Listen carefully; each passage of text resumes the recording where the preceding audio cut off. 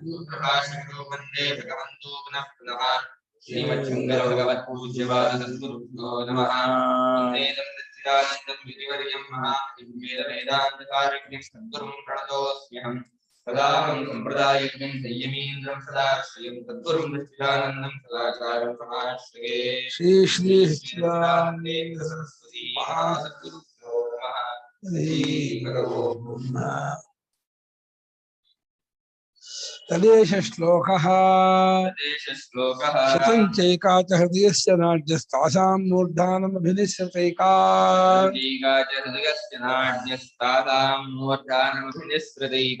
तयोर्ध्वमायन्नमृतत्वमेति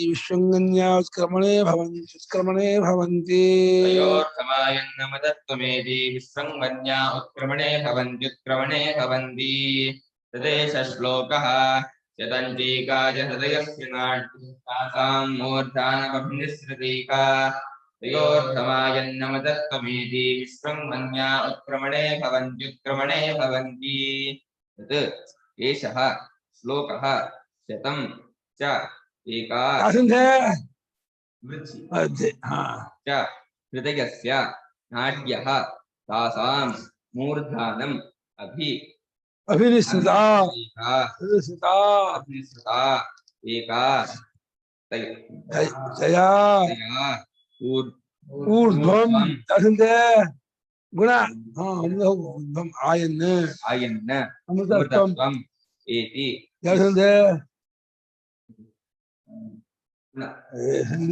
अमृतत्वं ಹೇಗೆ ಸಂಧಿತ ಸಂಧಿ ಗುಣ ಅಂದ್ಬಿಡ ಮೇ ಬಂದ್ರೆ ನೋಡೋಣ ಅಮೃತತ್ವಂ ಏತಿ ಅದೇನು ಗುಣ ಸಂಧಿ ಇಲ್ಲ ಗುಣ ಸ್ವರ ಇರ್ಬೇಕು ಹಿಂದೆ ಮುಂದೆ ಅಮೃತತ್ವ ಮೇ ಸ್ವರ ಇದೆ ಹಿಂದೆ ಗುಣ ಅಂತ ಇಲ್ಲಿ ಕೇಳ್ಕೊಳ ಅನ್ಯಾ उत्क्रमणे भवन्ति तस्मिन् अर्थे एष श्लोकः तदेश श्लोकः आ विषयದಲ್ಲಿ ಅಂದ್ರೆ ಶುಕ್ರಸ್ಯ ನೀಲಸ್ಯ ಹರಿತಸ್ಯ ಪಿಂಗಳಸ್ಯ ಅಂತ ಹೇಳ್ತಲ್ಲ ಅಲ್ಲಿ ಮುಮುಕ್ಷುವಾದವನು ಅದ್ರಲ್ಲಿ ಹೋಗ್ತಾನೆ ಒಮ್ಮಿದು ಹಾದ ಮೀಯತೆ ಯಾವ ಕ್ಷಿಪ್ರ ಮನಃ ತಾವದಾದಿತ್ಯಂ ಗಚ್ಚತಿ ಅಂತಲ್ಲ ಆ ವಿಷಯಕ್ಕೆ ಒಂದು ಶ್ಲೋಕ ಅಲ್ಲಿ ಮಂತ್ರ ಇರುತ್ತದೆ ಏನ್ ಮಂತ್ರ ಹೃದಯಕ್ಕೆ ಶತಂಚ ಏಕಾಚ 100+1 101 ನಾಡಿಗಳಿದೆ ಅಂದ್ರೆ ಪ್ರಧಾನ ನಾಡಿ ಮುಖ್ಯ ನಾಡಿ ತಾಸಾಂ ಏಕಶತಾನಾಂ ನಾಡೀನಾಂ ಮಧ್ಯೆ ಆ 101 ನಾಡಿಗಳ ಪೈಕಿ ಒಂದು ನಾಡಿ ಮೂರ್ಧಾನ ಅಭಿನಿಸುತ್ತ ಮೂರ್ಧಾನ ನಡುನೆತ್ತಿವರೆಗೂ ಹೃದಯದಿಂದ ಹೋಗಿ ಬಾಕಿದ ಕಣ್ಣಿಗೆ ಕಿವಿಗೆ ಮೂಗಿಗೆ ಬೇರೆ ಉದದ್ವಾರ ಮಲದ್ವಾರ ಇತ್ಯಾದಿ ಹೋಗುತ್ತೆ ತಯಾ ನಾಡ್ಯ ನಾಡಿ ಶಬ್ದ ಅಂದ್ರೆ ತಯಾ ನಾಡ್ಯ ಆ ನಾಡಿಯಿಂದ ಊರ್ಧ್ವಮಾಯನ್ ಮೇಲಕ್ಕೆ ಹೋಗ್ತಾ ಅಮೃತತ್ವ ಅದ ಆಪೇಕ್ಷಿಕ ಅಮೃತತ್ವ ಇದೆ ಆತ್ಯಂತಿಕ ಅಮೃತತ್ವ ಅಲ್ಲ ಅಷ್ಟೇ ಸತ್ಯಲೋಕಕ್ಕೆ ಹೋಗಿ ಕಲ್ಪದವರೆಗೂ ಇರ್ತಾರೆ ಅಲ್ಲ ಬ್ರಹ್ಮಲೋಕ ಲಾಸ್ಟ್ ನೀನು ನಾಳೆ ಮುಗಿಯತ್ತೆಲ್ಲ ಹೋದ ಏನಾಯ್ತು ಚಕ್ಕಾಬಿಡ್ತಿದೆ ಅಂದ್ರೆ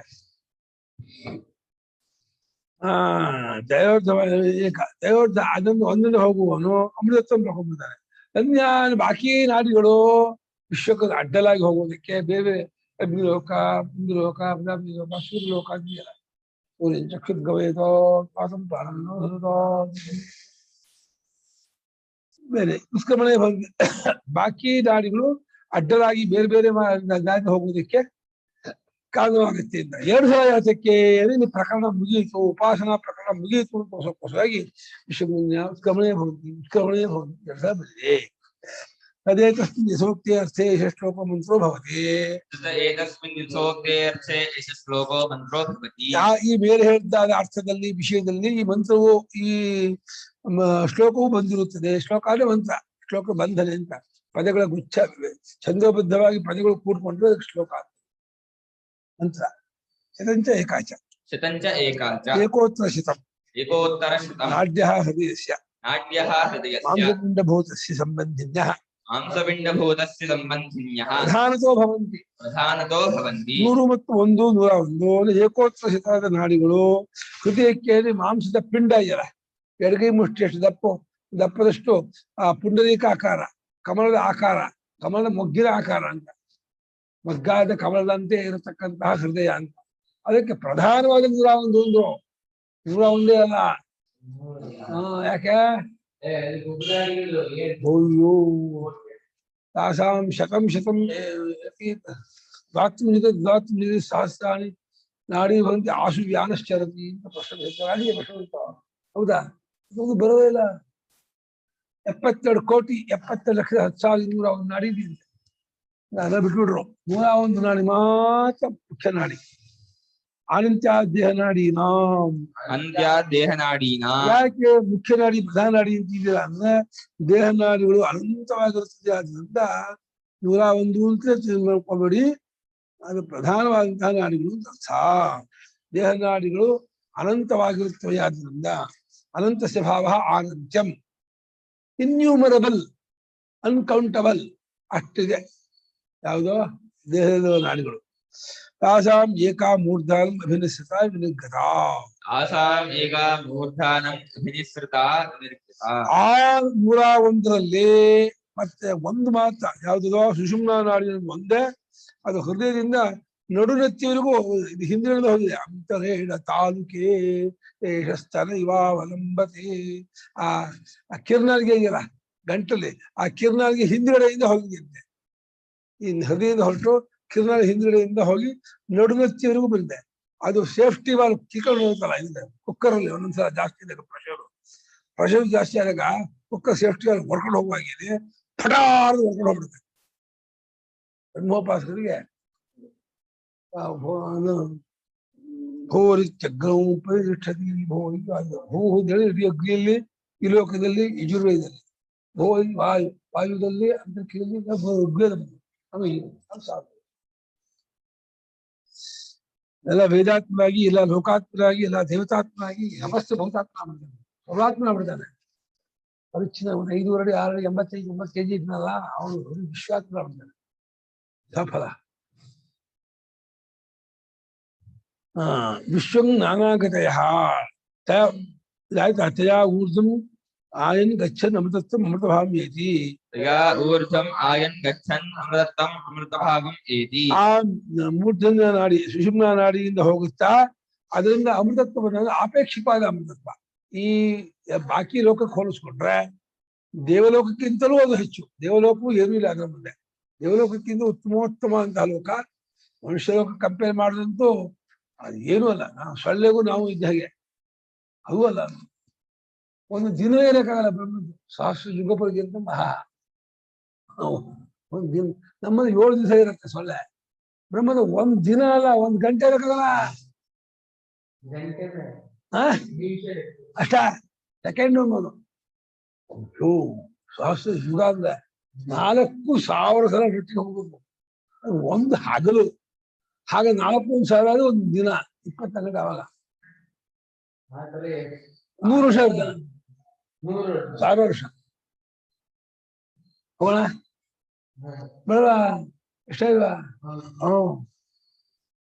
ವಿಶ್ವಂ ನಾನಾಗತಯ ತಿರ್ಯಗ್ ವಿಸರ್ಪಿಣ್ಯ ಉದ್ಭಗಾಶ್ಚ ಅನ್ಯಾಃ ನಾಡ್ಯಃ ಭವಂತಿ. ವಿಶ್ವಂ ನಾನಾಗತಯಃ ತಿರ್ಯಗ್ ವಿಸರ್ಪಿಣ್ಯಃ ಉದ್ಭಗಾಶ್ಚ ಅನ್ಯಾಃ ನಾಡ್ಯಃ ಭವಂತಿ. ಸಂಸಾರ ಗಮನದ್ವಾರಭೂತಾಃ ಉದ್ಧಾರಗಮನದ್ವಾರಭೂತಾಃ ನತು ಅಮೃತತ್ವಾಯ ನತು ಅಮೃತತ್ವಾಯ ತರ್ಹಿ ಉತ್ಕ್ರಮಣೇ ಏವ ಇಂದರ್ಹಿ ಉತ್ಕ್ರಮಣೇ ಕ್ರಾಂತ್ಯರ್ಥಮೇವ ಭವಂತಿ ಇತ್ಯರ್ಥಃ. ಕ್ರಾಂತ್ಯರ್ಥಮೇವ ಭವಂತಿ ಇತ್ಯರ್ಥಃ. 4 ಒಂದು ಬಿಟ್ಟರೆ ಸುಷುಮ್ನಾ ನಾಡಿಯಿಂದ ಹೋಗೋದು ಬಿಟ್ಬಿಟ್ರೆ ಈ ಬೇರೆ ನಾಡಿಗಳೆಲ್ಲ ಅಡ್ಡಲಾಗಿ ಹೋಗೋದಕ್ಕೆ ಬೇರೆ ಬೇರೆ ಪಶು ಜನ್ಮ, ಪಕ್ಷಿ ಜನ್ಮ, ಪ್ರಾಣಿ ಜನ್ಮ, ಮನುಷ್ಯ ಜನ್ಮ, ಗಂಧರ್ವ ಜನ್ಮ, ಕಿನ್ನರ ಜನ್ಮ, ಕಿಪ್ಪರ ಜನ್ಮ, ದೇವಲೋಕ, ಇಂದ್ರಲೋಕ, ಪ್ರಜಾಪತಿ ಲೋಕ, ಹಾಗೆ ಅಡ್ಡಲಾಗಿ ಬ್ರಹ್ಮಲೋಕಕ್ಕೆ ಬೇರೆ ಎಲ್ಲ ಅಡ್ಡಲಾಗಿ ಮಾಡ್ಬಿಡಿಸುದಿ. ಬೇರೆ ಬೇರೆ ತಿರ್ಯಕ್ಕಾಗಿ ಹೋಗುವಂತಹ, ಮೇಲಕ್ಕೆ ಕೆಳಕ್ಕೆ ಅಡ್ಡಲಾಗಿ ಹೋಗುವಂತಹ ನಾಡಿಗಳಾಗುತ್ತವೆ. ಇದರ ಸಂಸಾರವನ್ನು ಹೊಂದುವುದಕ್ಕೆ ಕಾರಣವಾಗಿರುವ ನಾಡಿಗಳು ಅಮೃತತ್ವವನ್ನು ಹೊಂದುವುದಕ್ಕಲ್ಲ. ಬ್ರಹ್ಮಲೋಕಕ್ಕೆ ಹೋಗೋದು ಒಂದೇ ಅಮೃತತ್ವ ಕಾರಣವಾಗಿರುವಂತಹ ನಾಡಿ. ಉತ್ಕ್ರಮಣಕ್ಕೆ ದೇಹದಿಂದ ಹೋಗೋದಕ್ಕೆ ಬಾರಿ ನಾಡಿಗಳು ಇರುತ್ತವೆ. ಉತ್ಕಾಂತ ಸಮಯವಾಗಿ ಬರೀ ದೇಹದಿಂದ ಹೋಗ್ಬೇಕಲ್ಲ. ದೇಹದಲ್ಲಿ ಇದ್ದಂತ ಜೀವಪ್ಪ ಈ ಪ್ರಾಣಿಗಳನ್ನು, ವಾಯು, ಮನಸ್ಸನ್ನು, ಇಂದ್ರಿಯ ಶಕ್ತಿಯನ್ನು ವೆಂಡಿಂಗ್ ಮಾಡ್ಕೊಂಡು ಹೋಗ್ಬೇಕಲ್ಲ. ಅದಕ್ಕೆ ಬಾಕಿ ನಾಡಿಗಳೆಲ್ಲ ಇದೆ. ಆ ನಾಡಿಗಳು ಯಾವುದೋ ಒಂದೊಂದು ಹೊರಟೋಗ್ತಾರೆ. ಯಥಾಕರ್ಮ ಯಥಾಶ್ರಮ. ಅವನ ಕರ್ಮಾನುಸಾರವಾಗಿ, ಅವನ ಜ್ಞಾನಾನುಸಾರವಾಗಿ, ಭಾವನಾನುಸಾರವಾಗಿ ಹೊರಟೋಗ್ತಾರೆ. ದುರಭ್ಯಾಸ ಪ್ರಕರಣ ಸಮಾಪ್ತ್ಯರ್ಥ. ಪ್ರಕರಣ ಸಮಾಪ್ತ್ಯರ್ಥ. ದುರಭ್ಯಾಸ ಅಲ್ಲ, ದುರಭ್ಯಾಸ ಬೇರೆ, ಕೆಟ್ಟ ಅಭ್ಯಾಸ ಬೇರೆ. ಇಲ್ಲಿ ದುರಭ್ಯಾಸ. 2 ಸಲ ಅಭ್ಯಾಸ ಮಾಡಿದ ಜಾತಕ್ಕೆ ಅಭ್ಯಾಸ ಅಂದ್ರೆ ಆವೃತ್ತಿ ಅಂತ. 2 ಸಲ ರಿಪೀಟ್ ಮಾಡಿದ ಜಾತಕ್ಕೆ ಅಂದ್ರೆ ಇಲ್ಲಿಗೆ ಈ ಪ್ರಕರಣ ಉಪಾಸನಾ ಪ್ರಕರಣ ಮುಗೀತು. ಇಲ್ಲಿಂದ ಮುಂದಕ್ಕೆ ತತ್ವ ಪ್ರಕರಣ ಶುರು ಮಾಡ್ಕೊಳ್ತೀವಿ. ಜ್ಞಾನ ಪ್ರಕರಣ ಅದಷ್ಟು ಭಾವನಾ ಪ್ರಕರಣ. ಇಲ್ಲಿವರೆಗೆ 6 ಖಂಡದವರೆಗೆ. 7ನೇ ಖಂಡದಿಂದ ಕೊನೆಯವರೆಗೂ 12ನೇ ಖಂಡದವರೆಗೂ ಇದೆ. 12, 15, 15ನೇ ಖಂಡದವರೆಗೂ 15 ಅಲ್ಲ, ಮುಂದೆ ತತ್ವ ವಿಚಾರವನ್ನೇ ಹೇಳ್ಕೊಂಡು ಹೋಗ್ತಾರೆ. ಅಥ ಏಷ ಸಂಪ್ರಸಾದ ಶರೀರಾತ್ ಸಮುತ್ಥಾಯ ಜ್ಯೋತಿ ಉಪಸಂಪದ್ಯ ಸ್ವೇನ ರೂಪೇಣ ಅಭಿನಿಷ್ಪದ್ಯತೆ ಏಷ ಆತ್ಮೇತಿ ಹೋವಾಚ ಏತದಮೃತಮಭಯಮೇತದ್ ಬ್ರಹ್ಮೇತಿ ಇತ್ಯುಕ್ತಂ. ಇಲ್ಲಿ 8ನೇ ಅಧ್ಯಾಯದ ಹಿಂದೆ 3ನೇ ಖಂಡದಲ್ಲಿ ಒಟ್ಟು 7 ಖಂಡದಲ್ಲಿ ಉಪಾಸನ ಭಾಗ. ಅದು 3ನೇ ಖಂಡದಲ್ಲಿ ಈ ಒಂದು ವಾಕ್ಯ ಬಂದಿದೆ. ಈ ಸಂಪ್ರಸಾದ ಯಾರೋ ಜೀವ. ಸಂಪ್ರಸಾದ ಜೀವನ ಹೆಸರು. ಸುಷುಪ್ತನಾದ ಜೀವನ ಹೆಸರು, ಬರೀ ಜೀವನದಲ್ಲ.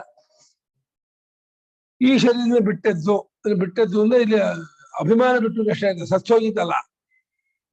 ಈ ಶರೀರ ಬಿಟ್ಟದ್ದು ಅಂದ್ರೆ ಈ ಜಾಗ್ರತ್ ಸ್ವಪ್ನಗಳ ಸಂಬಂಧವನ್ನು ಕಳಿಸ್ಕೊಂಡು ಸುಷುಪ್ತಿ ಕಾಲದಲ್ಲಿ ಪರಂಜ್ಯೋತಿಯನ್ನ ಅಂದ್ರೆ ಪರಮಾತ್ಮನನ್ನ ಸೇರಿಕೊಂಡವನಾಗಿ ಅದು ತನ್ನ ಒರಿಜಿನಲ್ ರೂಪ, ನೈಜ ರೂಪ, ಆ ರೂಪದಿಂದ ತಯಾರಾದವನಾಗ್ತಾನೆ. ಸ್ವೇನ ರೂಪೇಣ ಅಭಿನಿಷ್ಪದ್ಯತೆ. ಅಭಿನಿ 2 ಉಪಸರ್ಗ, ಪದಕೃತ ಧಾತು. ತನ್ನದಾದ ರೂಪದಿಂದ ತಯಾರಾದವನಾಗ್ತಾನೆ. ತನ್ನ ರೂಪ ತಯಾರಾಗಿ ತನ್ನ ರೂಪ ಆಗತ್ತ. ಆ ದೃಷ್ಟಿ ಜಾಗ್ರತ್ ಸ್ವಪ್ನಗಳಲ್ಲಿ ಪರರೂಪಾಪತ್ತಿಮಿವ ಅಪೇಕ್ಷ. ಎಚ್ಚರ ಕನಸುಗಳಲ್ಲಿ ಬೇರೆ ರೂಪವನ್ನು ಪಡ್ಕೊಂಡವಂತೆ ಆಗಿದಾನೋ ಅಂತ ಆಗಿದ್ದಾನೋ ಹಾಗೆ ಇಟ್ಕೊಂಡು. ಇಲ್ಲಿ ಎಚ್ಚರ ಕನಸು ಸುಮಂತ, ತೇಜೋ, ಇನ್ನೇನು ಬೇರೆ ರೂಪ ನೋಡಿದ್ದಾನೆ. ಪರಿಚಿನ್ನ ಸಂಸಾರ ರೂಪ ತಗೊಳ್ತಾನೆ. ಸುಷುಪ್ತಿಯಲ್ಲಿ ಹೆಸರು ಇಲ್ಲ, ಆಕಾರ ಇಲ್ಲ, ಸಂಸಾರ ಇಲ್ಲ, ಏನೂ ಇಲ್ಲ. ಅದಕ್ಕೆ ಸ್ವರೂಪ ಅಂತಂದ್ರು. ಅದನ್ನ ಪಡ್ಕೊಂಡು ತನ್ನದಾದ ರೂಪದಲ್ಲಿ ತಯಾರಾದವನಾಗುತ್ತಾನೆ. ಯಾರಾಗ್ತಾನೋ ಅವನೇ ನಿನ್ನ ಆತ್ಮ. ಇದು ಅನುಭವಕ್ಕೂ ಇದೆ. ಅದು ಉಪಾಸನೆ ಹೇಳಿದ್ದು. ಇವಾಗ ಅದನ್ನೇ ಅನುಭವಕ್ಕೆ ಹೇಳ್ತಾ ಇದ್ದ. ಹಾಗೆ ಕಂಡ್ಕೋ, ತಿಳ್ಕೊ. ಅಲ್ಲಿ ಭಾವನೆ ಮಾಡೋದು ಹೇಳಿದ್ರು, ಇಲ್ಲಿ ತಿಳ್ಕೊ. ಇದಕ್ಕೊಂದು ಲಕ್ಷಣ. ಏನ್ ಲಕ್ಷಣ? ಇದು ಅಮೃತ ಮತ್ತು ಅಭಯ ಮತ್ತು ಬ್ರಹ್ಮ. ಬ್ರಹ್ಮ ಅಂದ್ರೆ ಏನು? ಇನ್ಫಿನಿಟ್ ಅನಂತ, ಅಪರಿಚ್ಛಿನ್ನವಾಗಿದೆ, ನಾಶರಹಿತವಾಗಿದೆ ಮತ್ತು ಅಭಯವಾಗಿದೆ. ಅಮೃತಾಭಯ ವಿಶಿಷ್ಟವಾದ ಬ್ರಹ್ಮ ಇದು ಹೇಳಿ ಈ ರೀತಿ ಪ್ರಜಾಪತಿ ಅಲ್ಲಿ ಉಪದೇಶ ಕೊಟ್ಟಿದ್ದ ದಾನೋಪಾಸನೆಯಲ್ಲಿ. ತತ್ ಕೋಸು ಸಂಪ್ರಸಾದ. ಸಂಪ್ರಸಾದ ಅನ್ನೋದು ಯಾರೋ ಒಂದು ಪ್ರಶ್ನೆ. ಕಥಂ ವಾ ತಸ್ಯ ಅಧಿಗಮಃ. ಎರಡನೇ ಪ್ರಶ್ನೆ, ಹೇಗೆ ಅದನ್ನು ಪಡ್ಕೊಳ್ಳೋದು? ಎಚ್ಚರದಲ್ಲಿ ಪಡ್ಕೊಳ್ಳೋದು ಹೇಗೆ? ಸುಷುಪ್ತ ಆದಾಗ ಅದು ದೈನಂದಿನ ಪ್ರಳಯ. ಅದಕ್ಕೆ ಹೇಳ್ತು ಅಲ್ಲೇ ಇದರಲ್ಲಿ ಭಾಗದಲ್ಲಿ ನಳ ದೈನಂದಿನ ಪ್ರಳಯ, ನಿತ್ಯ ಪ್ರಳಯ, ನೈಮಿತ್ತಿಕ ಪ್ರಳಯ, ಆಮೇಲೆ ಆತ್ಯಂತಿಕ ಪ್ರಳಯ, ಪ್ರಾಕೃತ ಪ್ರಳಯ. ಪ್ರಕೃತಿ ಒಂದಾಗೋದು ಅವ್ಯಾಕೃತ ಒಂದಾಗೋದು ಪ್ರಾಕೃತ ಪ್ರಳಯ. ಆತ್ಮಜ್ಞಾನ ಆಗೋದು ಆತ್ಯಂತಿಕ ಪ್ರಳಯ. ದೈನಂದಿನ ಪ್ರಳಯ, ನೈಮಿತ್ತಿಕ ಪ್ರಳಯ. ಬೇರೆ ಇದೆ. ಎರಡನೇ ಪ್ರಶ್ನೆ ಏನೋ ಅದನ್ನು ಕಂಡುಕೊಳ್ಳೋದು ಹಾಗೆ ಅಂತ. ಮೊದಲನೇ ಪ್ರಶ್ನೆ ಸಂಪ್ರಸಾದ ಯಾರು ಅಂತ. ಎರಡನೇ ಪ್ರಶ್ನೆ ಅದನ್ನು ಕಂಡುಕೊಳ್ಳೋದು ಹೇಗೆ ಅಂತ. ಯಥಾ ಸೋಸ್ಮಾತ್ ಶರೀರಾತ್ ಸಮುತ್ಥಾಯ ಪರಂ ಜ್ಯೋತಿರ್ಗಸಂಪದ್ಯ ಸ್ವೇನ ರೂಪೇಣ ಅಭಿನಿಷ್ಪದ್ಯತೆ. ಯಾವ ರೀತಿ ಅವನು ಈ ಶರೀರದಿಂದ ಬಿಟ್ಟದ್ದು, ಈ ಶರೀರಾಭಿಮಾನವನ್ನು ಕಳ್ಸಿಕೊಂಡು ಅಷ್ಟೇ ಅರ್ಥ. ಸತ್ವೋಗಿ ಅರ್ಥ ಅಲ್ಲ. ಶರೀರ ಬಿಟ್ಟದ್ದು ಅಂದ್ರೆ ಶರೀರಾಭಿಮಾನವನ್ನು ಬಿಟ್ಕೊಂಡು ಪರಂಜ್ಯೋತಿಯನ್ನ ಅಂದ್ರೆ ಅತ್ಯಂತ ಚೈತನ್ಯ ಜ್ಯೋತಿ, ಸ್ವಯಂ ಜ್ಯೋತಿ ಆಗಿರುವ ಅದು ಹೆಚ್ಚಿನ ಜ್ಯೋತಿ. ಇದೆಲ್ಲ ಕರ್ಮಕೃತವಾದ ಜ್ಯೋತಿ. ಸ್ವಾಭಾವಿಕ ಜ್ಯೋತಿಯನ್ನು ಪರಂಜ್ಯೋತಿ ಎಂದರು. ಬೆಳಕು ಅಂತ ಅದನ್ನು ಸೇರಿಕೊಂಡು ತನ್ನದಾದ ರೂಪದಲ್ಲಿ ತಯಾರಾಗ್ತಾನೆ. ನಿತ್ಯ ಪ್ರಳಯ ಅದು. ನಿತ್ಯ ಪ್ರಳಯ ಸುಷುಪ್ತಿ. ಅದಕ್ಕೆ ದೈನಂದಿನ ಪ್ರಳಯ ಅಂತೀವಿ ನಾವು. ನಿತ್ಯ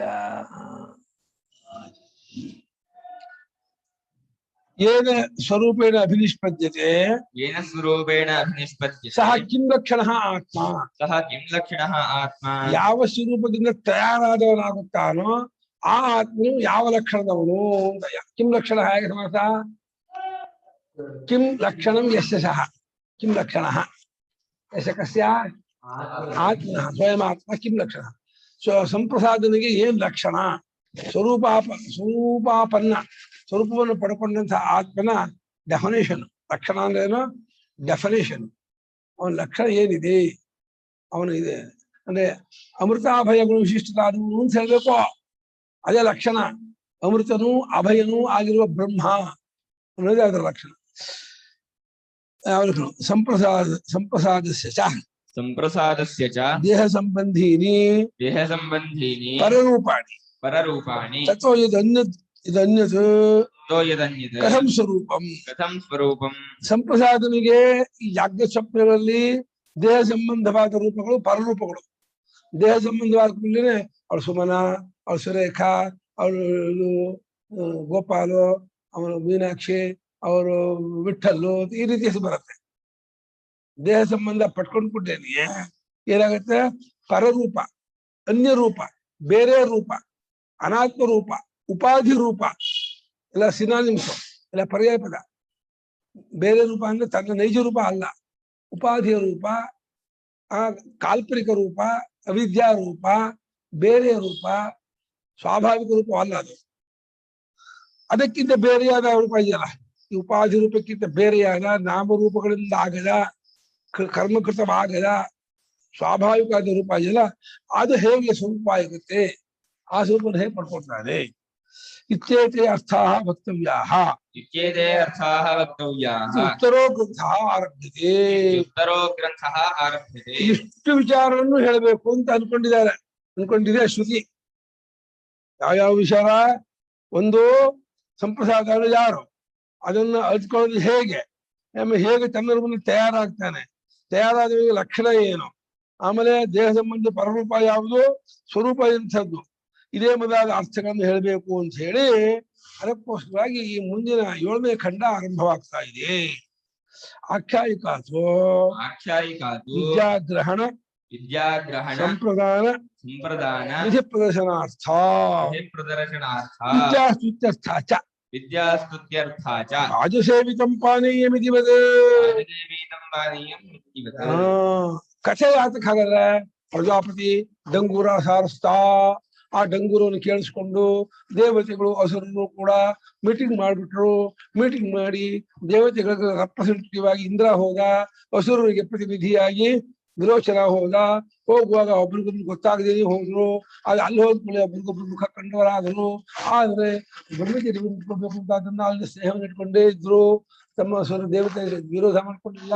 30 ವರ್ಷ ಕಾಲ ಬ್ರಹ್ಮಚರ್ಯ ಮಾಡಿದ್ರು. ಏನಕ್ಕೆ ಬಂದಿದ್ದೀರಪ್ಪ ಅಂತ ಅಪ್ಪ ಕೇಳ್ದ. ಈ ಆತ್ಮನ್ನು ಕೇಳ್ಕೊ ಬಂದಿದ್ದೀವಿ ಅಂದ್ರು. ಅದಕ್ಕೆ ಕಣ್ಣಲ್ಲಿ ಕಥೆ ಹೇಳ್ದ. ಈ ಕಥೆಯೆಲ್ಲ ಯಾರಿಗ್ ಬೇಕಾ? ಕಥೆಯು ವಿದ್ಯೆಯನ್ನ ಯಾರಿಗೆ ಕೊಡ್ಬೇಕು, ವಿದ್ಯೆಯನ್ನ ಹೇಗ್ ತಗೋಬೇಕು ಅದನ್ನ ಹೇಳ್ಬೇಕು. ವಿದ್ಯೆಯನ್ನ ಹೇಗ್ ತಗೋಬೇಕು ಶಿಷ್ಯ, ವಿದ್ಯೆಯನ್ನು ಯಾರು ಉಪದೇಶ ಮಾಡ್ಬೇಕು ಅಂತ ಗುರು. ಇದನ್ನು ತೋರಿಸ್ಬೇಕು, ಈ ಸಂಪ್ರದಾಯ ತೋರಿಸ್ಬೇಕು. ಮತ್ತು ಸುಖಾವಬೋಧಾರ್ಥ ಈ ತತ್ವ ವಿಚಾರವನ್ನ ಪ್ರಶ್ನೋತ್ತರ ರೂಪದಲ್ಲಿದ್ದರೆ ಸುಖವಾಗಿ ತಿಳ್ಕೋಬಹುದು ಅನ್ನೋಕ್ಕೋಸ್ಕರ ಕಥೆ ಬಂದಿದೆ. ವಿದ್ಯಾ ಸುಖಗ್ರಹಣ ಅರ್ಥ ಮತ್ತು ವಿದ್ಯಾಗ್ರಹಣ ಬೋಧನ ನಿಯಮಾರ್ಥ. ವಿದ್ಯೆಯನ್ನು ಗ್ರಹಣೆ ಮಾಡ್ಬೇಕಾದ್ರೆ ಸುಮ್ಮನೆ ಹೋಗ್ಬಿಟ್ಟು ಬೈಕ್ ಹೋಗ್ತಿರ್ತಾರೆ, ಆಫೀಸಿಗೋ ಇಲ್ವಾ, ಗುರು ಕಂಡುಬಿಡ್ತಾರೆ, ಬೈಕ್ ನಿಲ್ಲಿಸ್ಬಿಟ್ಟು ಗುರುಗಳೇ ಆತ್ಮ ಅಂದ್ರೆ ಯಾರು ಹೇಗಿದ್ದಾನೆ ಅಂತ ಹಂಗೆಲ್ಲ ಕೇಳೋದಲ್ಲ. ಸುಟ್ಟು ಬ್ಯಾಂಡ್ ಹಾಕೊಂಡು ಗುರು ರೋಡ ಸಿಕ್ಬಿಟ್ಟು ಗುರುಗಳೇ ಬ್ರಹ್ಮ ಆತ್ಮ ಅಂತಲ್ಲ, ಅದೇನು ಹೆಂಗೆ ಅಂತ ಕೇಳಿದ್ರೆ ದೊಗೆಯ ಬ್ರಹ್ಮ ವಿಚಾರ ಕೇಳ್ಬೇಕಾದ್ರೆ ಬ್ರಹ್ಮಚರ್ಯದಿಂದ ಕೊಂಡ್ಕೊಂಡವನಾಗಿರ್ಬೇಕು. ಬ್ರಹ್ಮಚರ್ಯ ತಪಸ್ ಮಾಡಿರ್ಬೇಕು. ಶಬ್ದವಾದಿ ಗುಣಾನ್ವಿತನಾಗಿರ್ಬೇಕು ಅಂತ. ಹಾಗೆ ವಿದ್ಯೆಯನ್ನು ಗ್ರಹಣೆ ಮಾಡೋಕೆ ನಿಯಮ, ವಿದ್ಯೆಯನ್ನು ಕೊಡೋದಕ್ಕೂ ವಿಧಿ ನಿಯಮ, ಅದನ್ನು ತೋರಿಸ್ಬೇಕು ಅನ್ನೋದಕ್ಕೋಸ್ಕರ. ಅಯ್ಯೋ, ಮತ್ತು ವಿದ್ಯೆಯನ್ನು ಹೊಗಳಬೇಕು. ಎಷ್ಟು ಕಷ್ಟಪಟ್ಕೊಂಡು ಬಂದು ಗೊತ್ತಾ ಈ ವಿದ್ಯೆ ಪಡ್ಕೊಳ್ಳಿಕ್ಕೆ? ದೇವೇಂದ್ರ 101 ವರ್ಷಗಳ ಬ್ರಹ್ಮಚರ್ಯ ಮಾಡ್ದ, ಏಕಶತಂ ಬ್ರಹ್ಮಚರ್ಯ ವಾಸ. ಅಂತ ಸಾಮಾನ್ಯ ಕಷ್ಟಪಡಲಿಲ್ಲ, ಬ್ರಹ್ಮಚರ್ಯ ಮಾಡ್ಕೊಂಡು ದೇವೇಂದ್ರ ಈ ಬ್ರಹ್ಮಜ್ಞಾನ ಪಡ್ಕೊಂಡ ಅಂತ ಹೇಳಿ ವಿದ್ಯೆಯನ್ನು ಹೊಗಳೋದಕ್ಕೋಸ್ಕರ. ಅಯ್ಯೋ, ಹೇಗೆ ಅಂದ್ರೆ ಈ ಪಾನೀಯ ಜಲ, ಈ ಪೆಪ್ಸಿ, ಕೋಕಾ ಕೋಲಾ ರಾಜರುಗಳ ಸೇವನೆ ಮಾಡೋ ಸ್ವಾಮಿಗಳು, ರಾಜರುಗಳ ಸ್ವೀಕಾರ ಮಾಡುವಂಥದ್ದು ಬಿಟ್ರೆ ಅದು ನಂಗು ಕೊಡ್ರಿ ತಗೊಳ್ತಾರೆ. ಈ ಅರ್ಕುಗಳ ಹತ್ರ ನಿಲ್ವಾಗಿಲ್ಲ ಅಂತ ಊರಿಗೆ, ಆ ನಿಲ್ವಾಗಿರೋದು ಒಂದು ಹಳಸಿನ ಮರ. ಆ ಹಳಸಿನ ಮರದಲ್ಲಿ ಇವಾಗ ಇನ್ನೊಂದಿದೆಯಂತೆ, ತುಮಕೂರು ಹತ್ರ ಒಂದು ಯಾವುದೋ ಒಂದು. ಆ ಏಳುವುದರಿಂದ ಇಷ್ಟಿಷ್ಟು ದಪ್ಪದ ಕಾಯಿ, ಅದರಲ್ಲಿ ಒಂದು 25-30 ತೊಳೆ ಇರುತ್ತೆ ಹಳಸಿನ ಹಣ್ಣು. ಅದು ಜೋರದ್ದು ಎಷ್ಟು ಸ್ವೀಟ್ ಇತ್ತು. ಅದು ಕೆಂದ ಹಳಸು, ಒಳ್ಳೆ ಕಮಲದಂತೆ ಕಲರ್ ಇರ್ತಕ್ಕಂತಹ ಇದು ಹಳಸಿನ ಹಣ್ಣು. ಕುಟುಂಬದ ಮುರಿಯತ್ತೆ. ತಿಂದ್ರೆ ಏನು ಟೇಸ್ಟ್ ಅಂತೀರ ಆ ಹಳಸಿನ ಹಣ್ಣು. ಅದು ಮೈಸೂರು ಮಹಾರಾಜ ಹೋಗ್ತಿತ್ತಂತೆ, ಅದನ್ನ ಯಾರಿಗೂ ಕೊಡ್ಸಿರ್ಲಿಲ್ಲ. ಅದಕ್ಕೆ ಅವ್ನು ಫೆನ್ಸಿಂಗ್ ಹಾಕ್ಬಿಟ್ಟಿದ್ರು, ಯಾರು ಹೋಗ್ತಾರೆ ಕಾಯ್ತಾ ಇದ್ವಿ ಕೋವಿಡ್ ಇಟ್ಕೊಂಡು. ಮಹಾರಾಜನ ಮಾತ್ರ ಹೋಗ್ತಿದ್ದ, ಒಂದೇ ಮರ. ಮಹಾರಾಜ ಅದನ್ನ ತಾನು, ತನ್ನ ಪರಿವಾರ, ತನ್ನ ಮಂತ್ರಿ ವರ್ಗದವರು, ತನ್ನ ಇದನ್ನು ಕೊಡ್ತಿದ್ದ. ಯಾರೋ ಒಬ್ರು ಮನೆ ಇದ್ದಿತ್ತು, ಅವನ ಮನೆಗೆ ಮಾತ್ರ ಅವ್ನು 2-3 ತಗೋಬೇಕಷ್ಟೇ, ಜಾಸ್ತಿ ತಗೋ ಹಾಗಿಲ್ಲ. ರಾಜ ಆರ್ಡರ್ ಮಾಡ್ತಿದ್ದ, ನಿಮ್ದಾಗ್ತದೆ ನೀವು 2-3 ತಗೋ ಅಷ್ಟೇ. ಅದು ರಾಜಸೇವಿತವಾದಂತಹ ಹಲಸಿನ ಹಣ್ಣು, ರಾಜಸೇವಿತವಾದಂತಹ ಮಾವಿನ ಹಣ್ಣು, ರಾಜಸೇವಿತವಾದಂತಹ ಈ ಪಾನೀಯ ಅಂತಂದ್ರೆ ಅದು ಭಾರಿ ಬೆಲೆ ಹೇಗ್ ಬರುತ್ತೋ ಅದನ್ನ ಎಲ್ಲರೂ ಹಾಕಿರ್ತಾರೋ ಹಾಗೆ ಈ ವಿದ್ಯೆ. ದೇವೇಂದ್ರಂಥ ದೇವತಾ ರಾಜ, ದೇವರಾಜ ಅವನು 101 ವರ್ಷಗಳ ಕಷ್ಟಪಟ್ಕೊಂಡು ಕಲ್ತ್ಕೊಂಡ್ಬಂದಂತಹ ವಿದ್ಯೆ ಕಂಡ್ರು. ಇದು ಸಾಮಾನ್ಯ ವಿದ್ಯೆ ಅಲ್ಲ. ವಕ್ತ ಪ್ರಜಾಪತಿ, ಶ್ರೋತ ಇಂದ್ರ. ಶ್ರೋತ ಇಂದ್ರ ಸಾಮಾನ್ಯ ಶಿಷ್ಯನಲ್ಲ, ದೇವರಾಟ, ದೇವರಾಜ ಇಂದ್ರ, ಪ್ರಜಾಪತಿ ವಕ್ತ. ಅಂಥ ವಿದ್ಯೆ ಇದು. ಆ ಪರಂಪರೆ ಬಂದದ್ದು ವಿದ್ಯೆನ ಹೊಗಳಕ್ಕೋಸ್ಕರ ಕಸೆ ಬಂದಿದೆ. ಈಗ ಮಂತ ಹೌದಪ್ಪ. ಆತ್ಮ ಭಗವಾತ್ಮ ವಿಜರೋ ವಿಷಯೋ ವಿಜಿಗತ್ಸೋ ಅಭಿಭಾಸ ಸತ್ಯಕಾಮ ಸತ್ಯ ಸಂಕಲ್ಪ ಸ್ವನ್ವೇಷ್ಟವ್ಯ ಸವಿಜಿಜ್ಞಾಸಿತವ್ಯ. ಭಗವಾತ್ಮ ವಿಜರೋ ವಿಮೃತ್ಯರ ವಿಶೋಕೋ ವಿಜಿಗತ್ಸೋ ಅಭಿಭಾಸ ಸತ್ಯಕಾಮ ಸತ್ಯ ಸಂಕಲ್ಪ ಸ್ವನ್ವೇಷ್ಟವ್ಯ ಸವಿಜಿಜ್ಞಾಸಿತವ್ಯ. ಸರ್ವಾಂಶ ಲೋಕಾನಾಪ್ನೋದಿ ಸರ್ವಾಂಶ್ಚ ಕಾಮಾನ್. ಯಸ್ತಮಾತ್ಮಾನಮನು ವಿದ್ಯ ವಿಜಾನಾತಿ ಪ್ರಜಾಪತಿರ್ವಾಚ. ಪ್ರಜಾಪತಿ ಬಂದಲ್ವಾ ಅಲ್ಲಿ? ಅಲ್ಲಿಲ್ಲ, ಅಷ್ಟೇ ಗುರು.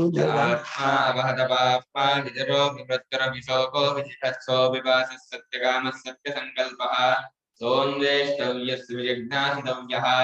ಸರ್ವಾಂಶ್ಚ ಲೋಕಾನಾಪ್ನೋತಿ ಸರ್ವಾಗಶ್ಚ ಕಾಮಾನ್. ಕಸ್ತಮಾತ್ಮಾನಮನ ವಿದ್ಯ ವಿಜಾನಾತೀತಿಹ ಪ್ರಜಾಪತಿರುವಾಚ. ಯಃ ಆತ್ಮ ಅಪಹತ ಪಾಪ್ಮ ವಿಚರಃ ವಿಮೃತ್ಯುಃ ವಿಶೋಕಃ ವಿಜಿಘತ್ಸಃ ವಿಪಾಸಃ ಸತ್ಯಕಾಮಃ ಸತ್ಯಸಂಕಲ್ಪಃ ಸಹ ಅನ್ವೇಷ್ಟವ್ಯಃ ಸಹ ಜಿಜ್ಞಾಸಿತವ್ಯಃ ಸಹ ಸರ್ವಾನ್ ಚ ಲೋಕಾನ್ ಆಪ್ನೋತಿ ಸರ್ವಾನ್ ಚ ಕಾಮಾನ್. ಯಃ ತಂ ಆತ್ಮಾನಂ ಅನುವಿದ್ಯ ವಿಜಾನಾತಿ ಇತಿ ಪ್ರಜಾಪತಿ ಉವಾಚ. ಯಹ ಯಾವ ಆತ್ಮ, ಆತ್ಮನನ್ನು ನಮ್ಮ ಸ್ವರೂಪ ಅಂದ್ರೆ ಸಹ ಪರಮಾತ್ಮನನ್ನ ಬ್ರಹ್ಮವನ್ನ ಆತ್ಮ ಅಂತ ಯಾಕೆ ಕರೀತಾರೆ ಅಂದ್ರೆ ಅದು ಹೊರಗಡೆ ಇಲ್ಲ, ನಮ್ಮ ಸ್ವರೂಪವಾಗಿದೆ ಅಂತ ತಿಳ್ಕೊಳ್ಳಿ. ಆತ್ಮ ಅನ್ನುವಂತಹ ಅಬ್ಜೆಕ್ಟಿವ್ ವಿಶೇಷ ಕೊಡ್ತಾರೆ. ಆತ್ಮ ಅನ್ನೋ ವಿಶೇಷ ಬಂದಿರೋದೇ ನೀವು ಅದನ್ನ ಹೊರಗಡೆ ಹೊಡ್ಕೋದಲ್ಲ. ಹೊರಗಡೆ ಹೊಡ್ಕೊಕ್ ಹೋಗ್ಬೇಡಿ, ನಿಮ್ಮ ಸ್ವರೂಪದಲ್ಲಿ ನೋಡ್ಕೊಳ್ಳಿ. ಅವನು ಹೇಗಿದ್ದಾನೆ ಆತ್ಮನೋ? ನಾವೆಲ್ಲ ಏನ್ಕೊಂಡಿದ್ವಿ, ನಾನು ಅನ್ನೋದು ಪುಣ್ಯ ಪಾಪದಿಂದ ಕೂಡ್ಕೊಂಡವನು, ಧರ್ಮಾಧರ್ಮಗಳನ್ನು ಕೂಡ್ಕೊಂಡವನು, ಸುಖ ದುಃಖಗಳನ್ನ ಕೂಡ್ಕೊಂಡವನು, ಹಸಿವು ಬಾಗ ಕೂಡ್ಕೊಂಡಿದ್ದೀವಿ ಅನ್ಕೊಂಡಿದ್ವಿ. ಶ್ರುತಿ ಹೇಳುತ್ತೆ ಅಪಹತ ಪಾಪ. ಪಾಪ ಶಬ್ದ ಪುಣ್ಯ ಸೇರಿಸ್ಕೋಬೇಕು. ಪುಣ್ಯ ಪಾಪ ಹೊರಗಿಲ್ಲದವನು. ನೋಡಿ, ನೀವೇನ್ ಅನ್ಕೊಂಡಿದೀವಿ? ಪುಣ್ಯ ಪಾಪನ ಕೂಡ್ಕೊಂಡಿದೀವಿ ಅನ್ಕೊಂಡಿದ್ರೆ ಅಲ್ಲ. ನಿನಗೆ ಪುಣ್ಯ ಪಾಪ ಸಂಬಂಧವಿಲ್ಲ. ಇವಾಗ ಮುಪ್ಪಾಗುತ್ತಲ್ಲ, ಇಲ್ಲ ಮುಪ್ಪಿಲ್ಲ. ಮುಪ್ಪು ದೇಹಕ್ಕೆ, ಆತ್ಮನಿಗೆ ಮುಪ್ಪಿಲ್ಲ, ಮರಣವೂ ಇಲ್ಲ ಆತ್ಮನಿಗೆ. ನಾ ಸಾಯ್ತೀನಿ ಅನ್ಕೊಂಡಿದೀವಿ, ಆತ್ಮ ಸಾಯೋನಲ್ಲ. ಆಮೇಲೆ ಶೋಕ, ಇಷ್ಟ ವಸ್ತು ವಿಯೋಗದಿಂದ ಶೋಕ, ಸಂತಾಪ, ಮಾನಸಿಕ ಸಂತಾಪ ಅದಿಲ್ಲದವನು. ಅತ್ತುಮಿಚ್ಛ ಜಿಗತ್ಸ ವಿಜಿಗತ್ಸ, ತಿನ್ನಬೇಕು ಅನ್ನುವಂತ ಬಯಕೆ ಇಲ್ಲದವನು, ಹಸಿವಿಲ್ಲದವನು, ತರ್ಸ ಅಪಿಪಾಸ ಬಾಯಾರಿಕೆ ಇಲ್ಲದವನು, ಅವನು ಸತ್ಯಕಾಮನು. ಅವನು ಏನೇನೇನೇನು ಬಯಕೆಯ ಮನಸ್ಸೇ ಇಲ್ಲ, ಮನಸ್ಸು ಅವನೇ ಜಗತ್ತಾಗಿ ತಿಳ್ಕೊಂಡು ಎಲ್ಲ ಅವನೇ. ಆಗ ಅವನು ಸತ್ಯ ಎಲ್ಲಾ ಬಯಕೆಯನ್ನು ಈಡೇರಿಸಿಕೊಂಡವನು, ಸತ್ಯವಾದ ಸಂಕಲ್ಪ ಉಳ್ಳವನು. ಅವನನ್ನ ಹುಡ್ಕೋಬೇಕಂಡ್ರಪ್ಪ ಅಂತ ಪ್ರಜಾಪತಿ ಹೇಳ್ತಿದ್ದಾನೆ. ನಿಮ್ಮ ಜೀವನದಲ್ಲಿ ಹುಡುಕಬೇಕಾಗಿರೋದು ಯಾವುದೋ ದುಡ್ಡನ್ನಲ್ಲ, ಹುಡುಗಿಯರನ್ನಲ್ಲ, ಮೊಬೈಲ್ ಅಲ್ಲ, ಕಾರಲ್ಲ, ಮನೆ ಅಲ್ಲ, ಪರಮಾತ್ಮನ ಹುಡ್ಕೊಳ್ಳಿ. ಇಂಥ ಆತ್ಮನ ಹುಡ್ಕೋಬೇಕು. ಹುಡ್ಕೊಂಡ್ರೆ ಆಗಲ್ಲ. ವಿಜಿಜ್ಞಾಸಿತವ್ಯ, ಅನುಭವ ಪರ್ಯಂತವಾಗಿ ಗೊತ್ತು ಮಾಡ್ಕೊಳ್ಬೇಕು. ಹುಡ್ಕೋದು ಅಂತಂದ್ರೆ ಇನ್ವೆಸ್ಟಿಗೇಷನ್ ಅಂತ ಅನ್ಕೋಬೇಡಿ. ಅಂದ್ರೆ ಅನುಭವದಲ್ಲಿ ಓನ್ ಇಂಟ್ಯೂಷನ್, ಒಳ ಅನುಭವದಲ್ಲಿ ಅದನ್ನ ಎತ್ಕೋಬೇಕು, ತಗೋಬೇಕು, ಅನುಭವಿಸ್ಕೋಬೇಕು. ಅದು ಅನುಭವದಲ್ಲಿ ಕಂಡ್ಕೋಬೇಕು. ಆ ಕಂಡ್ಕೊಂಡ್ರೆ ಏನು ಅಂತಂದ್ರೆ ಸರ್ವಾಂಶ ಲೋಕಾನಾಪ್ನೋದಿ, ಎಲ್ಲ 14 ಲೋಕವನ್ನು ಪಡ್ಕೊಂಡ್ಬಿಡ್ತಾನೆ. 14 ಲೋಕ ತಾನೇ ಬಿಡ್ತಾನೆ. ಎಲ್ಲಾ ಕಾಮಗಳನ್ನು ಪಡ್ಕೊಂಡವನಾಗ್ತಾನೆ. ಕಾಮಗಳೇ ಇರಲ್ಲ ಅವನಿಗೆ, ಬೈಕೇ ಇರಲ್ಲ, ಎಲ್ಲವನ್ನೂ ಹಿಡಿಸ್ತಾನೆ. ಸರ್ವಾಂಶ ಕಾಮ, ಎಲ್ಲಾ ಲೋಕಗಳನ್ನು ಎಲ್ಲಾ ಕಾಮವನ್ನು ಪಡ್ಕೊತಾನೆ. ಯಾರು? ಯಾವಾಸನು ತಮ್ ಆತ್ಮ, ಆ ಆತ್ಮನ ಅಂದ್ರೆ ಈ ಅಪದ ಪಾಪತ್ವಾದಿ ಗುಣಗಳೋಪೇತನಾದ ಆತ್ಮ, ಅಪದ ಪಾಪಾತ್ಮ ಗುಣಗಳಿಂದ ಕೊಡಿದಾದ ಈ ಆತ್ಮನ್ನ ಅನುವಿದ್ಯ. ಅನು ಅನ್ನೋದೇನ್ ಹೇಳುತ್ತೆ? ಶಾಸ್ತ್ರಾಚಾರ್ಯೋಪದೇಶವನು, ಶಾಸ್ತ್ರ ಮತ್ತು ಆಚಾರ್ಯೋಪದೇಶವನ್ನು ಅನುಸರಿಸಿ ಯಾರು ಕಂಡುಕೊಳ್ತಾರೋ ಅವರು ಎಲ್ಲಾ ಲೋಕವನ್ನು ಎಲ್ಲಾ ಕಾಮವನ್ನು ಪಡ್ಕೊಳ್ತಾರೆ ಅಂತ ಹೇಳಿ ಪ್ರಜಾಪತಿ ವಾಚ. ಪ್ರಜಾಪತಿ ಈ ರೀತಿ ಡಂಗೂರ ಹೇಳ್ದ. ಎಲ್ಲಾ ಲೋಕಕ್ಕೂ ಹೇಳ್ರಪ್ಪ, ಎಲ್ಲರಿಗೂ ತಿಳಿಸ್ಬಿಡಿ, ಯಾರಾದ್ರೂ ಬರ್ಲಿ ನಾನು ಹೇಳ್ಕೊಡ್ತೀನಿ ಅಂತ ಪ್ರಜಾಪತಿ ಯಾರಿಗಾರು ಹೇಳ್ತೀನಿ ನಾನು. ಇಂಥ ಆತ್ಮ ಕಂಡ್ಕೊಂಡ್ಬಿಟ್ರೆ ನೀವು ಕೃತಾರ್ಥರಾಗ್ಬಿಡ್ತೀರಾ, ಕೃತಕೃತ್ಯರಾಗ್ಬಿಡ್ತೀರಾ, ಪೂರ್ಣ ಪುರುಷಾರ್ಥದಿಂದ ಕೂಡ್ಬಿಟ್ಟವರಾಗ್ತೀರಾ. ಎಲ್ಲಾ ಲೋಕಗಳು ಎಲ್ಲಾ ಕಾಮಗಳು ನಿಂದೆ ಆಗ್ಬಿಡುತ್ತೆ ಅಂತ. ಎಲ್ಲಾ ಲೋಕ ಎಲ್ಲಾ ಕಾಮ ನಮ್ದಾಗೋದು ದೇವಜನಿಗೆ ಸುರಿಗೆ ಬೇಕಾಗಿರೋದು. ಅದು ಅವರಿಬ್ಬರು ಕೇಳಿಸ್ಕೊಂಡ್ರು. ಮನುಷ್ಯರು ಬೆಂಡ ಹಾಕೋಬೇಕು, ಹೋಗೋದಿಲ್ಲ, ಅದು ಬೇಕೇ ಇಲ್ಲ, ಅದು ನನ್ ಸಾಕು, ಇದನ್ನ ಹುಡುಗಿ ಸಾಕು, ಜನಕನಕ ವಾಹನ ಸಾಕು, ಏನು ಬೇಡ. ಆತ್ಮ ಅಭಾಗಪಾತ್ಮ ವಿಜಿತೋ ಮೃತ್ಯುರ್ಭೋಗೋ ವಿಜಿಗತ್ಸೋ ವಿಭಾಸ ಸತ್ಯಕಾಮ ಸತ್ಯ ಸಂಕಲ್ಪ. ಆತ್ಮ ಭಗವಾತ್ಮ ವಿಜರೋ ವಿಮೃತ್ಯುರ್ವಿಜೋಗೋ ವಿಜಿಗತ್ಸಃ ವಿಭಾಸಃ ಸತ್ಯಕಾಮಃ ಸತ್ಯಸಂಕಲ್ಪಃ. ಯಸ್ಯ ಉಪಾಸನಾಯ ಉಪಲಬ್ಧ್ಯರ್ಥಂ ಫಲಪ್ತ್ಯರ್ಥಂ ಪುಂಡರೀಕಂ ಅಭಿಹಿತಂ ಪುಂಡರೀಕಮಭಿಹಿತಂ ಯಸ್ಮಿನ್ ಕಾಮಾ ಸಮಾಹಿತಾಃ ಸತ್ಯಾಃ ಅನುತಾಪಿಧಾನಾಃ ಯದುಪಾಸನ ಸಹಭಾವಿ ಬ್ರಹ್ಮಚರ್ಯಂ ಸಾಧನಮುಕ್ತಂ. ಉಪಾಸನ ಫಲಭೂತ ಕಾಮ ಪ್ರತಿಪತ್ತಯೇ ಚ ಮೂರ್ಧನ್ಯಾನಾಡ್ಯಾ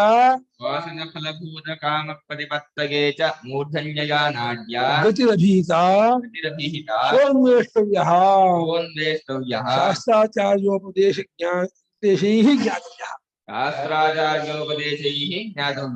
ಯಾವ ಆತ್ಮವು ಪುಣ್ಯ ಪಾಪ ಹೊಡೆದಿಲ್ಲದವನೋ, ಮುಪ್ಪಿಲ್ಲದವನೋ, ಮರಣವಿಲ್ಲದವನೋ, ಶೋಕವಿಲ್ಲದವನೋ, ಹಸಿವಿಲ್ಲದವನೋ, ಬಾಯಾರಿಕೆ ಇಲ್ಲದವನೋ, ಸತ್ಯ ಕಾಮನೋ, ಸತ್ಯ ಸಂಕಲ್ಪನೋ ಅಂತ ಹೇಳಿದ್ವೋ ಅಂತ ಆತ್ಮ ಉಪಾಸನೆ ಮಾಡೋದಕ್ಕೋಸ್ಕರವಾಗಿ ಆ ಹೃದಯ ಅನ್ನೋದ ಪುಂಡರೀಕವನ್ನು ಹೇಳಿದ್ವಿ.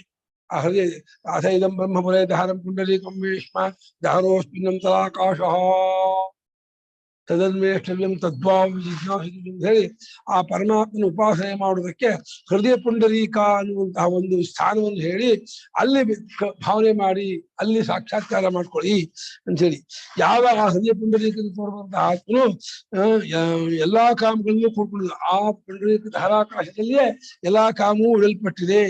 ಅದು ಸುಳ್ಳಾಗಿರುವ ನಾಮರೂಪಗಳ ವಿಷಯದ ಅನುತಾಪಿಧಾನವಾಗಿದೆ, ಅನುತಿಂದ ಮುಚ್ಚೋಗಿದೆ ವಿಧಾನ.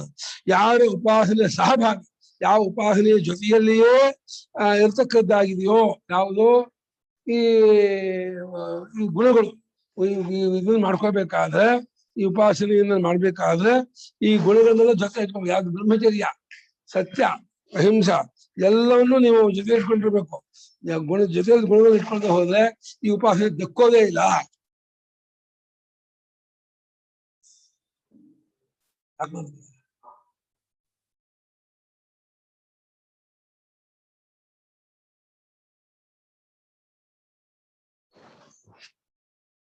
ನೇಮ ಕೊಡ್ತಾರೆ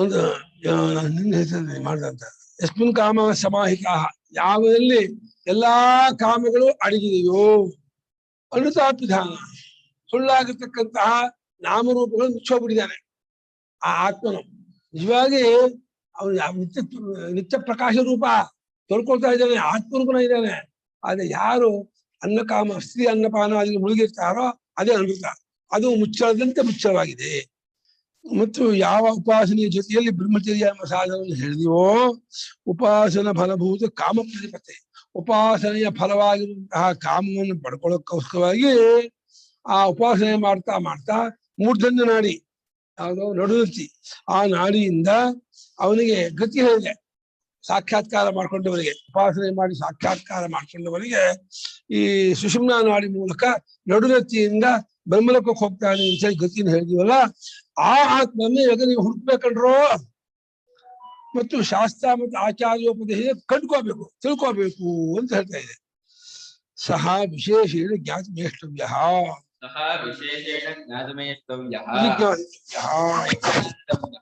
ಆತನು ಆ ಆತ್ಮನು ವಿಶೇಷವಾಗಿ ಕಂಡುಕೊಳ್ಳುವುದಕ್ಕೆ ಇಷ್ಟಪಡಬೇಕಾದವನಾಗಿದ್ದಾನೆ ವಿಶೇಷೇಣ ಜಿಜ್ಞಾಸ ಅನುಭವ ಪರ್ಯಂತಾಗಿ ಗೊತ್ತು ಮಾಡಿಕೊಳ್ಳಬೇಕು ಮೊದಲು ಹುಡುಕಬೇಕು ಆಮೇಲೆ ಅನುಭವ ಪರ್ಯಂತವಾಗಿ ಗೊತ್ತು ಮಾಡ್ಕೊಳ್ಬೇಕು ಅದಕ್ಕೆ ಬೈತಾರೆ ಸ್ವಸಂವೇದ್ಯತಾ ವಿಜಿಜ್ಞಾಸಿತವ್ಯ ಅರ್ಥ ಸ್ವಸಂವೇದ್ಯತ ಅಂದ್ರೇನು ನಿಮ್ಮ ಅನುಭವಕ್ಕೆ ಬರುವ ಹಾಗೆ ಅದನ್ನ ಮಾಡ್ಕೋಬೇಕು ಅನುಭವ ವೇದ್ಯವಾಗುವ ಹಾಗೇನೆ ಅದನ್ನು ಮಾಡ್ಕೋಬೇಕು ಅಂತ ಅರ್ಥ ಕಿಂತಸ್ಯ ಅನ್ವೇಷಣಾ ವಿಜಿಜ್ಞಾಸನಾಚ್ಚಾದಿತಿ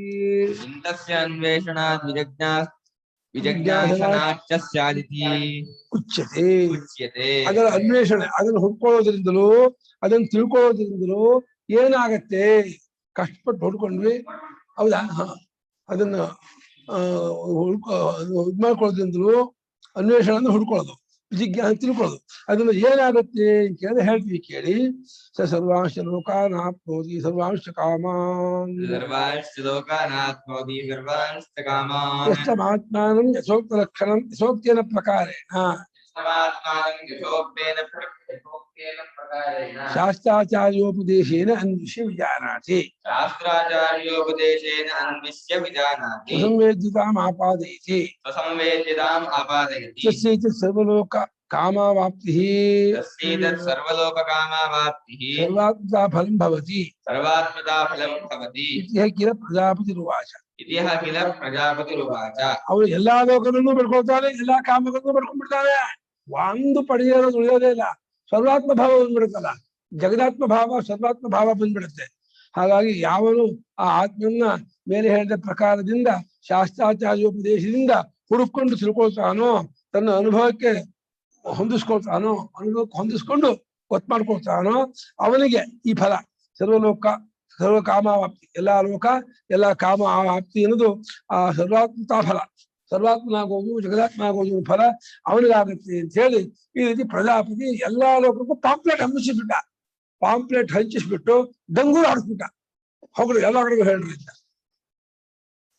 ಅನ್ವೇಷ್ಟವ್ಯ ಜಿಜ್ಞಾಸಿತವ್ಯ ಏಷಃ ನಿಯಮ ವಿಧಿರೇವ ಅಪೂರ್ವ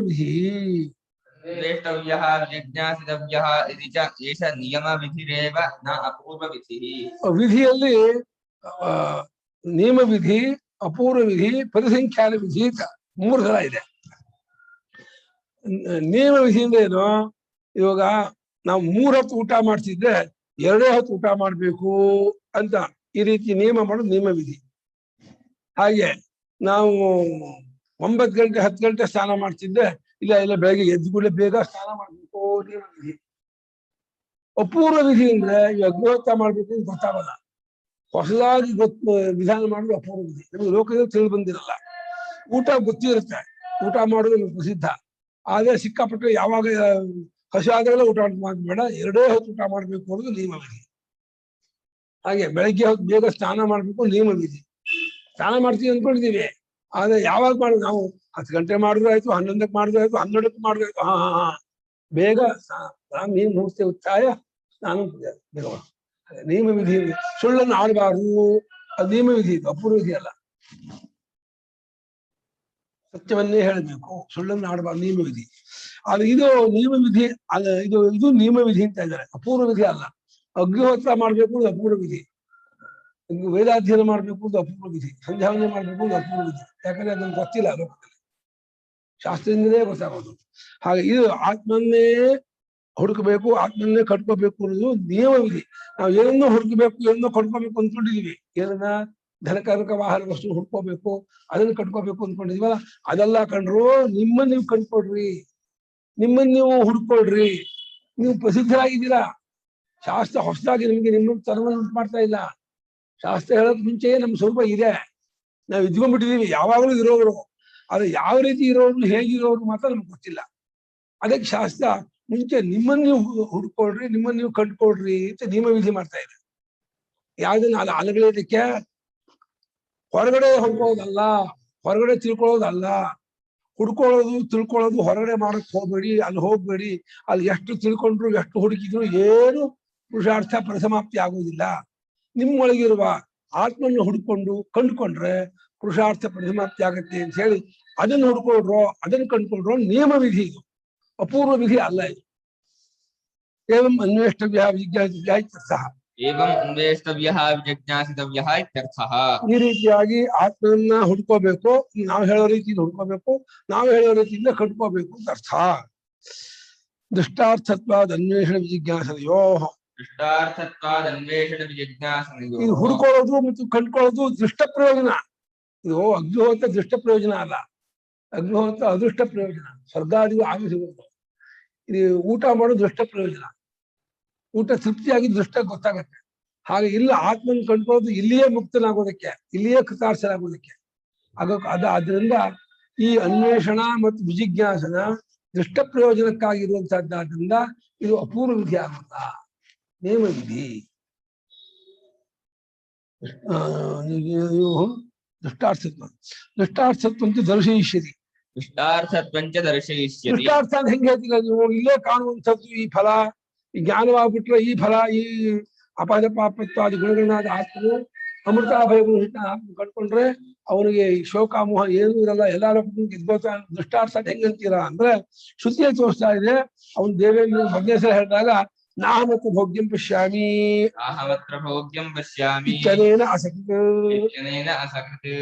ಇದು ಕಣ್ಣಲ್ಲಿ ನೋಡುವನಾಗಿ ತೋರು ಬರ್ತಾನಲ್ಲ, ಇವನೇ ಆತ್ಮ ಅಂತ ಉದ್ದೇಶ ಮಾಡಿದಾಗ ಅವನು ಏನ್ ಮಾಡ್ಕೊಂಡ್ಬಿಟ್ಟ, ದೇವೇಂದ್ರ ಛಾಯಾಪುಣ ತಿಳ್ಕೊಂಡ್ಬಿಟ್ಟ.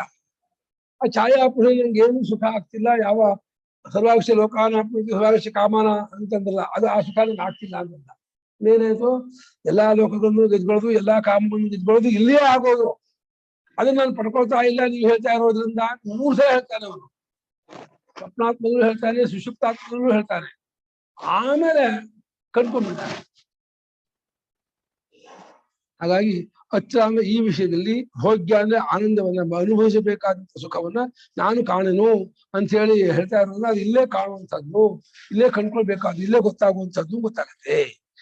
ಅಸಕೃತ ಅನೇಕ ಸಲ, ಮೂರು ಸಲ ಈ ರೀತಿ ಅವನು ಹೇಳಿರುತ್ತಾನೆ, ತೋರಿಸುತ್ತಾರೆ. ಪರರೂಪೇಣ ಚ ದೇಹಾದಿ ಧರ್ಮೈಹಿ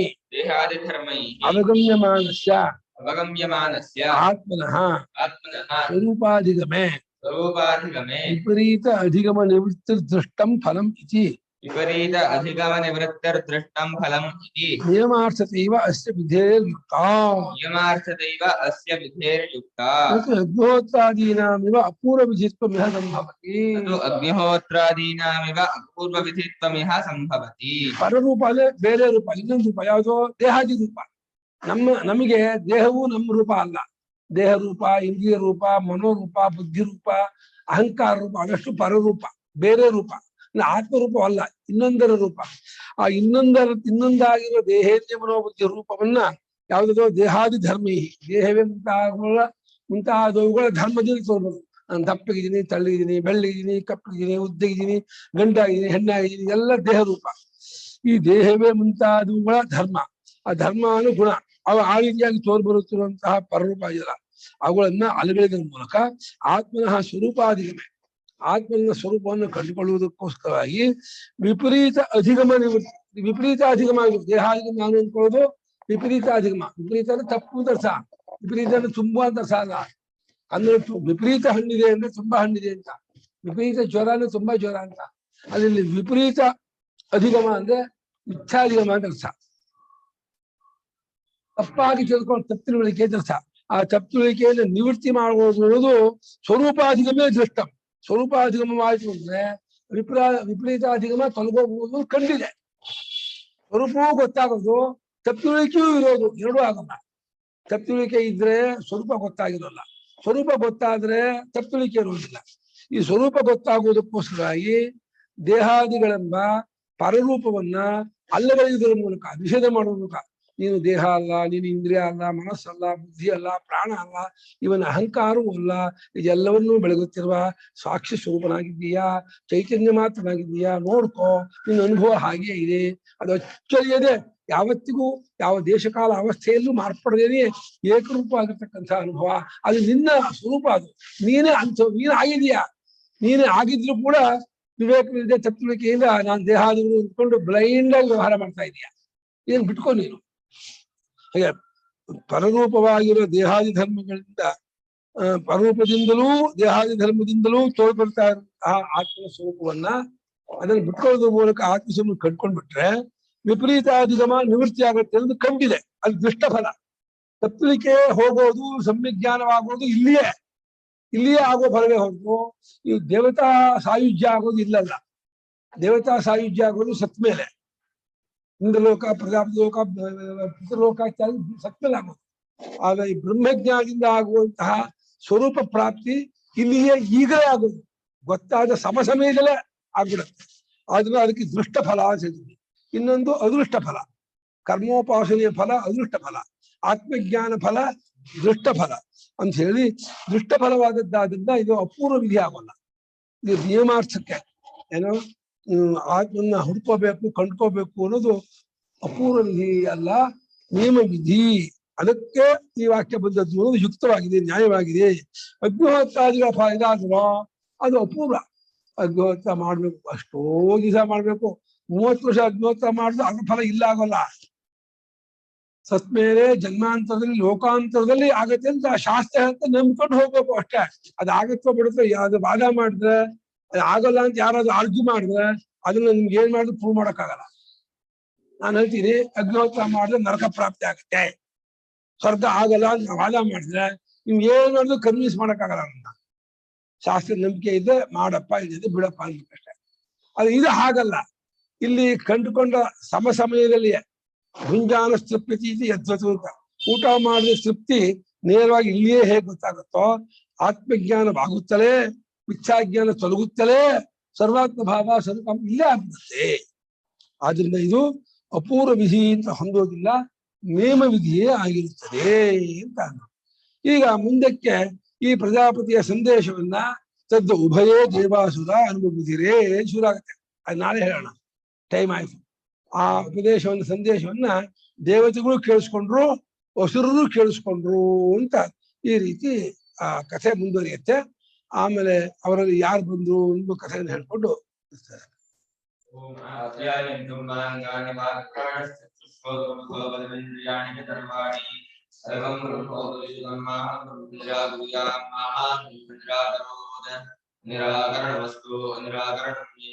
ತದಾತ್ಮನಿಂದತೆ ಓಂ ಶಾಂತಿ ಶಾಂತಿ ಶಾಂತಿ.